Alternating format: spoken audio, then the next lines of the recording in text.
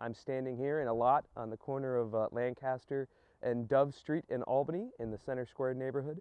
And this is the location of the former Amsdale Brewery. The Albany Ale Project is it's a history project that we look at the 400-year history of brewing in the city of Albany. Craig came into the Institute the end of August and started looking through things and was really sort of amazed that this Albany ale persisted even into the early years of the 20th century. You know, they have a whole bunch of artifacts, and he said, oh, by the way, we have these 2 books that look like recipes. From the Amsdale Brewing and Malting Company, which was located just a few blocks from the Albany Institute. George Amsdale opened the brewery at this location in 1854, and by the 1860s the brothers had grown their brewery into one of the dominant ale breweries on the East Coast. They were producing something called Albany XX Ale.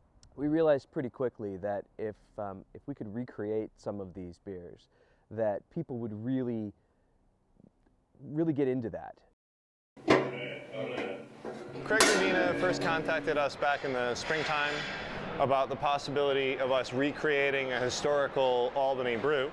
If you're going to make a beer that is part of Albany's history, the most logical choice was to approach, C.H. Evans. We want to recreate it as accurately as possible with indigenous ingredients, traditional brewing methods. We roasted malts in-house, which we've never done before. We're using 6-row malt, which we've never done before. This style of beer is very easily discernible as the predecessor to modern American styles of beer. It's a way to revive a bit of the past, something that we can tangibly, in this case, taste.